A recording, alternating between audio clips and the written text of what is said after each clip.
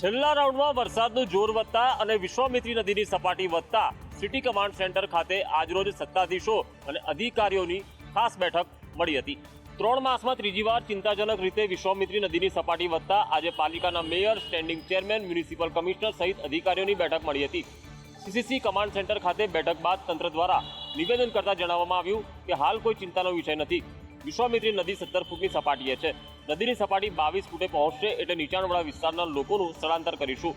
નદી 26 ફૂટે ભયજનક લેવલ પર આવે તો સ્થળાંતર સહિત તમામ કામગીરી વેગવંતી બનશે। 30 ફૂટ લેવલ આવે તો પૂર જાહેર કરવામાં આવતું હોય છે। શિક્ષણ સમિતિની શાળાઓ અને બસ તૈયાર રાખવા સૂચના અપાઈ છે। અગાઉના પૂરના અનુભવ મુજબ ઝડપથી કામગીરી થશે। તંત્રની સલાહ છે કે હાલ ધીમો વરસાદ હોવાથી ચિંતાનો વિષય નથી અને જો કોઈ ચિંતા થાય તો તંત્રનો સંપર્ક કરવો અને અફવાઓમાં આવવું નહીં। મુશ્કેલી જાણે વડોદરાનો હાથ છોડવાનું નામ નથી લઈ રહી। ફરીથી વરસાદની એન્ટ્રી થતા શહેરના કેટલાક વિસ્તારોમાં સ્થિતિ વણસી છે। વડોદરાના ઇન્દિરાનગરમાં વિશ્વામિત્રીના પાણી ફરી વળતા જળબંબાકાર જેવી સ્થિતિ સર્જાઈ છે। કેટલાક ઘરો પણ પાણીમાં ગરકાવ થઈ ગયા છે। લોકોની ઘરવખરીને નુકસાન પહોંચ્યું છે। આ તરફ આદિત્ય ઓર્બિટ સહિતની સોસાયટીઓમાં રાત્રિના 2 કલાકના વરસાદમાં પાણી ભરાયા છે। કોર્પોરેટરો, સત્તાધીશો કામ ન કરતા અવારનવાર પાણી ભરાવાનો સ્થાનિકોએ આક્ષેપ લગાવ્યો છે। વાઘોડિયા રોડમાં સોસાયટી વિસ્તારમાં પણ પાણી ભરાતા સ્થાનિકોને પારાવાર મુશ્કેલી વેઠવાનો વારો આવ્યો છે। આ તરફ બુડા વિસ્તારમાં હાઈવે પરથી પાણી પ્રવેશતા સ્થાનિકોએ ચેરમેન પર આક્ષેપ કર્યા છે અને કહ્યું કે બુડાના ચેરમેન એક જ હોવા છતાં તેઓના વિસ્તારમાં કોઈ કામ થતા નથી। નજીવા વરસાદમાં જ શહેરના હાલ બેહાલ થઈ જાય છે ત્યારે તંત્ર ગણતરીના દબાણોથી પાણી ભરાતા હોવાનું ગાણું ગાઈ રહી છે। ત્યારે હકીકત શું છે એ તો ભ્રષ્ટાચાર આચરનાર જ જાણે। ભાવનગરમાં પણ મેઘરાજાએ ધડબડાટી બોલાવી છે। રસ્તા પર વરસાદી પાણી નદીઓ વહેતા હોય તે પ્રકારે વહી રહ્યા છે। ભાવનગર શહેરમાં સાર્વત્રિક વરસાદ વરસ્યો છે। ક્યાંક ધીમી ધારે તો ક્યાંક ધોધમાર વરસાદ વરસ્યો છે। બપોર બાદ મહુવા શહેર તેમજ ગ્રામ્યના વિસ્તારોમાં મેઘાએ તાંડવ મચાવ્યું હતું। 4 કલાકમાં 4.5 ઇંચ વરસાદ વરસતા જળબંબાકારની સ્થિતિ સર્જાઈ હતી। નીચાણવાળા વિસ્તારો પાણીમાં ગરકાવ થઈ ગયા હતા। રોડ રસ્તા પર પાણી ભરાતા રાહદારીઓને પારાવાર મુશ્કેલી વેઠવાનો વારો આવ્યો હતો। ભાદરવામાં જાણે અષાઢી માહોલ હોય તેવું લાગવા માંડ્યું હતું। આ તરફ વલ્લભીપુરના ગ્રામ્યમાં પણ ભારે વરસાદ વરસ્યો છે। નવાગામ, લોલિયાણા, હડમતિયા, કંથારિયા, ખેતાટીંબી ગામમાં અનરાધાર વરસાદ વરસતા કપાસના પાકને નુકસાનની ભીતિ સેવાઈ છે। છેલ્લા 3 દિવસથી ભાવનગરની અંદર વરસાદી માહોલ રહ્યો છે ત્યારે મગફળીના પાકની નુકસાનની ભીતિ સેવાઈ છે। ચોમાસાની પેટર્ન બદલી છે। વિદાય લેતા લેતા ચોમાસામાં વરસાદ એ જ રીતે વરસ્યો। જ્યારે ધોધમાર વરસાદ પડ્યો થોડીવાર માટે તો પણ મોરબી પાણી થઈ ગયું છે। અનેક વિસ્તાર મોરબીના પાણીમાં ડૂબ્યા છે। હળવદમાં 2 ઇંચથી વધુ વરસાદ વરસ્યો છે જેના કારણે રણમલપુરને જોડતા રોડ પર વોકડો 2 કાંઠે વહેતો થયો છે અને તેના પાણી રોડ પર વહેતા થયા છે। રણમલપુર ગણાંદ સંપર્ક વિહોણા બન્યા છે। ખારી નદી 2 કાંઠે થતા નદીના પાણી રોડ રસ્તા પર વહેતા થયા છે જેના કારણે વાહન ચાલકોને પરેશાની વેઠવાનો વારો આવ્યો છે। આ તરફ વરસાદના કારણે ઘણાદ ગામે મકાનોમાં નુકસાન થયું છે। 6 થી વધુ મકાનોના પતરા અને નડિયામાં નુકસાન પહોંચ્યું છે। ભારે પવનથી પતરા ઉડી જતા ઘરવખરી પલળી ગઈ છે અને તેની સાથે સાથે લોકોને ચાલુ વરસાદમાં જવું ક્યાં અને આ ઉપાધિએ લોકોને ચિંતામાં મૂક્યા હતા। હાલ તો મેઘરાજાએ વિરામ લેતા લોકોએ હાશકારો અનુભવ્યો છે પરંતુ વિદાય લેતા પણ મેઘરાજાએ ધડબડાટી બોલાવી છે। અરવલ્લી જિલ્લામાં સતત બીજે દિવસે વરસાદી માહોલ જામ્યો છે ત્યારે ઠેર ઠેર વરસાદી પાણી ભરાતા સ્થાનિકોને હાલાકી ભોગવવાનો વારો આવ્યો છે। મોડાસા શહેર અને આસપાસના ગ્રામ્ય વિસ્તારમાં 2 દિવસથી છૂટો છવાયો વરસાદ વરસી રહ્યો છે ત્યારે શહેરના 4 રસ્તા મેઘરજ રોડ ભોજિયાબાસમાં તળાવ જેવી સ્થિતિ નિર્માણ પામી છે। માલપુર તથા સજ્જનપુરા કંપા ગોવિંદપુરમાં પણ ધોધમાર વરસાદના કારણે વરસાદી પાણી ભરાયા છે। મેઘરજના રેલ્લાવાડા, લીંબોદરા, ગુંજરીમાં વરસાદના કારણે ખેતીવાડીમાં નુકસાનની ભીતિ સેવાઈ રહી છે। કેટલાક રોડ તો જાણે કે સ્વિમિંગ પુલ બન્યા હોય એવો માહોલ જોવા મળ્યો। વળી કેટલાક વિસ્તારમાં પાણીના નિકાલની વ્યવસ્થા ના હોવાના કારણે પાણી ભરાયેલા રહે છે। એક તરફ વિદાય પહેલા મન ભરીને વરસાદ વરસી રહ્યો છે ત્યારે બીજી તરફ સતત વરસાદી પાણી ભરાઈ રહેતા રોગચાળાની ભીતિ છે। ચોમાસાની વિદાયની ઘડીઓ ગણાઈ રહી છે તેમ છતાં પણ મેઘરાજાએ છેલ્લી ઇનિંગમાં જમાવટ બોલાવી છે। વરસાદી માહોલની વચ્ચે રાજ્યના જળાશયોમાં પાણીની આવક નોંધાઈ છે। ગુજરાતની જીવાદોરી સમાન સરદાર સરોવર ડેમમાં 1,99,000 ક્યુસેક પાણીની આવક થતાં 24 કલાકમાં 17 સેન્ટીમીટર ડેમની જળસપાટી વધી છે। સૌરાષ્ટ્રનો સૌથી મોટો ધોરાજી પાસેનું ભાદર 2 ડેમ ઓવરફ્લો થયો છે। ડેમના 5 દરવાજા 2.5 ફૂટ સુધી ખોલીને પાણી છોડાયું હતું. ઉત્તર ગુજરાતનું સૌથી જૂના ધરોઈ ડેમમાં 9,258 ક્યુસેક પાણીની આવક થઈ છે, તો કડાણા ડેમમાં 90,000 ક્યુસેક પાણીની આવક થતાં ડેમના 9 દરવાજા ખોલી પાણી છોડવાની ફરજ પડી હતી. રાજકોટ જિલ્લાના ઉપલેટા પાસે આવેલો મોજ ડેમ ફરી ઓવરફ્લો થયો છે. જતા વરસાદની આ ઇનિંગમાં રાજ્યના મોટાભાગના જળાશયો છલકાયા છે. હવામાન નિષ્ણાંત અંબાલાલ પટેલે વધુ એક આગાહી કરી છે. તેઓએ રાજ્યમાં પવન સાથે ભારે વરસાદની શક્યતા વ્યક્ત કરી છે. 30 અને 30 તારીખોમાં ક્યાંક વરસાદ પડતો રહેશે. સૌરાષ્ટ્રના દરિયા કિનારાના ભાગો, દક્ષિણ ગુજરાતના ભાગો, દરિયા કિનારાના ભાગો અને અન્ય ભાગોમાં ક્યાંક વરસાદી ઝાપટા પડતા રહેશે. એટલે તારીખ 29-30માંથી તડકો કાઢશે. એ સુધી તો કેટલાક ભાગમાં 38 ડિગ્રી સેલ્સિયસ જેવું મહત્તમ ઉષ્ણતામાન થઈ જવાની શક્યતા રહેશે.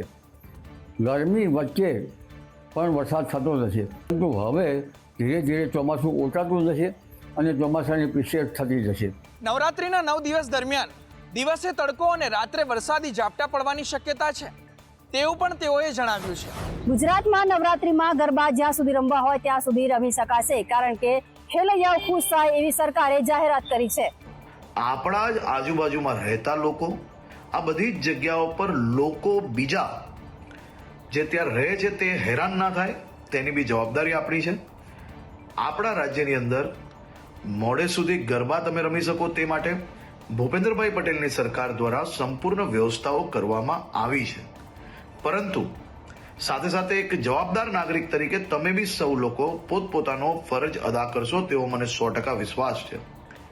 સૌ લોકોને ફરી એકવાર જય અંબે, અને આપ સૌ લોકોને નવરાત્રિની ખૂબ ખૂબ શુભકામનાઓ હમણાંથી જ આપું છું. નવરાત્રિમાં દિલ મૂકીને આપ સૌ લોકો મા અંબેની ભક્તિ કરી શકો તેવી આપ લોકોને ખૂબ ખૂબ શુભકામનાઓ. રાજ્યની આરોગ્યની ટીમો દોડતી થઈ છે, કારણ કે રાજકોટમાં આંખોના ઓપરેશન બાદ 10 જેટલા લોકોને અંધાપાની અસર થઈ છે. રાજકોટ નજીક વીરનગર સ્થિત શિવાનંદ મિશન આંખની હોસ્પિટલમાં આંખના ઓપરેશન બાદ 10 જેટલા દર્દીઓને અંધાપાની અસર થતાં ખળભળાટ સર્જાયો છે. બનાવની જાણ થતાં રાજ્ય સરકારે તાબડતોડ તપાસ ટીમ દોડાવીને ઓપરેશન થિયેટર સીલ કરી દીધું છે. અસરગ્રસ્ત દર્દીઓને રાજકોટ રિફર કરી દેવામાં આવ્યા હતા. આ હોસ્પિટલમાં 5 દિવસ પૂર્વે 32 દર્દીઓના આંખના ઓપરેશન કરવામાં આવ્યા હતા, જેમાંથી 30 દર્દીના ઓપરેશન થયા હતા અને તેમાં 10ને અંધાપાની અસર થયાનું માલુમ પડ્યું છે. અહીં સેવાકીય પ્રવૃત્તિ હેઠળ હોસ્પિટલમાં નિઃશુલ્ક ઓપરેશન કરવામાં આવતા હતા. વળી 10માંથી 4 દર્દીઓને અસર વધુ ગંભીર હોવાનું જણાવાય છે. શિવાનંદ મિશન ટ્રસ્ટના ટ્રસ્ટીએ આ બનાવ બાદ કહ્યું છે કે આંખની અસર થયેલ દર્દીઓને જરૂર પડશે તો ટ્રસ્ટ મદદ કરશે. સેવા સેતુ અને ગરીબ કલ્યાણ મેળામાં આપવામાં આવતી સહાયની કીટ લેવા પણ લાઈનો લગાવવી પડે છે. લોકો 2 દિવસથી ધક્કા ખાય છે.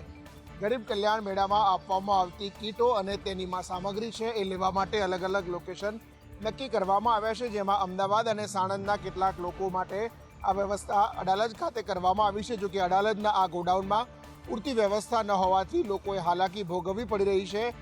લાભાર્થીઓનું કહેવું છે કે બ્યુટી પાર્લરની કીટમાં અમને ઓવનનું મશીન આપવામાં આવે છે, તો બ્યુટી પાર્લર અમારે કેવી રીતે ચલાવવું, સાથે લારી અને ગરમ નાસ્તા માટેની જે કીટ છે એની અંદર માત્ર લારી આપવામાં આવે છે, તો અન્ય સામગ્રી કેવી રીતે લાવવી એનો પણ સવાલ લાભાર્થીઓ કરી રહ્યા છે. લાભાર્થીઓનું કહેવું છે કે 2 દિવસથી ધક્કા ખવડાવવામાં આવે છે, છતાં કીટમાં પૂરતી વસ્તુઓ આપવામાં નથી આવતી. બ્યુટી પાર્લરના નામે ઓવનનું મશીન આપવામાં આવે છે. આ તરફ વડોદરામાં પણ પૂર લાવનાર વિશ્વામિત્રી પરના દબાણો દૂર કરવામાં આવ્યા છે. અઘોરા મોલ પરના દબાણો ઉપર દાદાનું બુલડોઝર ફરી વળ્યું છે. આજે સવારે અગોરા મોલના ગેરકાયદે ક્લબ હાઉસને તોડવાની કામગીરી શરૂ કરાઈ હતી. 3000 સ્ક્વેર ફૂટની જગ્યામાં બનેલા 3 માળના આ ક્લબ હાઉસને તોડી પાડવામાં આવ્યું છે. આ દબાણ દૂર થવાથી વિશ્વામિત્રી નદી કિનારાની 3000 સ્ક્વેર ફૂટ ઉપરાંતની જગ્યા ખુલ્લી થઈ જશે. વડોદરા કોર્પોરેશનની દબાણ શાખાએ 6 જેસીબી અધિકારીઓ પોલીસ બંદોબસ્ત સાથે આ કામગીરી કરી હતી. અગોરાના ભવ્ય ક્લબ હાઉસમાં ઓફિસો હતી, જેમાં કાચના દરવાજા અને ભવ્ય ઇન્ટિરિયર ડિઝાઇન ડેકોરેશન કરવામાં આવ્યું હતું. તંત્રનું કહેવું છે કે 13 જેટલા દબાણો થયા છે અને તેઓને જ નોટિસ આપવામાં આવી છે. જોકે બીજી તરફ સ્થાનિકોનું કહેવું છે કે 13 જેટલા દબાણો હોય તો આ પ્રકારની સ્થિતિ ન સર્જાઈ હોય આ માનવામાં નથી આવી રહ્યું, જેથી હજુ પણ કડક કાર્યવાહીની જરૂર છે. દ્વારકા જગત મંદિર નજીક દાદાનું બુલડોઝર ફર્યું, ગેરકાયદેસર દબાણોને દૂર કરાયા. કૃષ્ણનગરી દ્વારકામાં આવેલા જગત મંદિર આસપાસ ગેરકાયદેસર દબાણો વધી ગયા હતા. સુદામા સેતુથી કીર્તિ સ્તંભ રિલાયન્સ રોડ પરના ગેરકાયદેસર દબાણો હટાવવામાં આવ્યા છે. ગેરકાયદેસર દબાણો દૂર કરતી વખતે નગરપાલિકાના ચીફ ઓફિસર સ્થળ પર હાજર રહ્યા હતા. આ ઉપરાંત પોલીસ પણ સ્થળ પર હાજર રહી હતી અને આ સમયે પોલીસ કર્મચારી અને વેપારીઓ વચ્ચે તૂતુ મેમે પણ થઈ હતી. આ અંગે વેપારીઓનું કહેવું છે કે તેઓને નોટિસ આપ્યા વિના જ દબાણ દૂર કરાયા છે. અમને 24 કલાક પહેલા પણ જાણ કરી હોત તો અમે અમારી વસ્તુઓ સાચવી લેતા, પણ અચાનક કાર્યવાહી કરવામાં આવતા સામાન્ય ભારે નુકસાન થયું છે. વેપારીઓનું કહેવું છે કે દબાણકર્તાઓમાં વહાલા દવાલાની નીતિ અપનાવવામાં આવે છે. હાલ તો દબાણ હટાવવામાં આવ્યા છે, પરંતુ સ્થિતિ ઠેરની ઠેર રહી જાય છે. રાજકોટ સુરત શહેરના હીરા ઉદ્યોગકારોના ઉપર હવે નવી મુસીબત આવી છે. ₹500 કરોડ સીઝ થઈ જવા પામ્યા છે. એક કહેવત સાચી પડી રહી છે, છતે રૂપિયા કંગાળ જેવી પરિસ્થિતિ. સુરતનો હીરા ઉદ્યોગ છેલ્લા 2 વર્ષથી મંદીના માહોલમાંથી પસાર થઈ રહ્યો છે. ત્યારે આ મંદીમાં પડ્યા પર પાટા સમાન ડાયમંડ અને જ્વેલરીના 50 વેપારીના પૈસા ફ્રીઝ થઈ ગયા છે, જેથી સુરતના ઉદ્યોગપતિઓના બેંકોમાં 50 કરોડ ફસાઈ ગયા છે. શંકાસ્પદ ટ્રાન્ઝેક્શન થયું હોવાનું ગણાવીને બેંક એકાઉન્ટ ફ્રીઝ કરી દેવામાં આવ્યા છે. ત્યારે સાયબર ફ્રોડના નામે પોલીસની દર દિવાળીએ હેરાનગતિ થતી હોવાના બળાપા સાથે વેપારીઓએ CR પાટીલને રજૂઆત પણ કરી છે. હીરા ઉદ્યોગકારોએ રજૂઆત તો કરી દીધી છે અને સાથે એવું પણ જણાવ્યું છે કે આ એક કોઈ કૌભાંડ ચાલી રહ્યું છે, જેની ઊંડાણપૂર્વક તપાસ કરવામાં આવી જોઈએ. હવે જોઈએ રજૂઆતની કેટલી અસર થાય છે અને કેટલા દિવસો. ગુજરાતમાં નકલીનો ખેલ જોરદાર ચાલે છે અને હવે માર્કેટમાં ફરતા થયા છે ગોંડલના નકલી રાજા, અને તે અસલી રાજાને ધ્યાને આવતા મહાભારત સર્જાયું. ગોંડલ સ્ટેટના અસલી રાજા હિમાંશુ સિંહજીએ દાવો કર્યો છે કે અમદાવાદમાં થયેલા સંમેલનમાં યદુવંદ્રસિંહ દેખાયો છે, તે નકલી રાજા છે. યદુવંદ્રસિંહ 9 પેઢી પહેલા છૂટા થઈ ગયા હોવાનો દાવો કરાયો છે. યદુવંદ્રસિંહ નકલી રાજા બનીને ફરતા હોવાનો આરોપ લગાવવામાં આવ્યો છે. ગોંડલ સ્ટેટના હિમાંશુ સિંહજીના પ્રતિનિધિએ કહ્યું કે કોઈ પણ સંમેલનમાં હિમાંશુ સિંહ ઉપસ્થિત રહ્યા નથી. રાજવી પરિવારે આ વ્યક્તિને નકલી ગણાવી કોઈ પણ જાતના સંબંધ નથી તેવી ચોખવટ કરી છે. રાજવી પરિવાર નકલી યુવરાજ સામે કાનૂની કાર્યવાહી કરે તેવી શક્યતાઓ પણ છે. ગોંડલના રાજવી હિમાંશુ સિંહજીએ હજુ લગ્ન પણ કર્યા નથી, તો યુવરાજ હોવાનો કોઈ સવાલ જ નથી. હાલ ગોંડલ સ્ટેટનો કારોબાર રાજમાતા ચલાવી રહ્યા છે.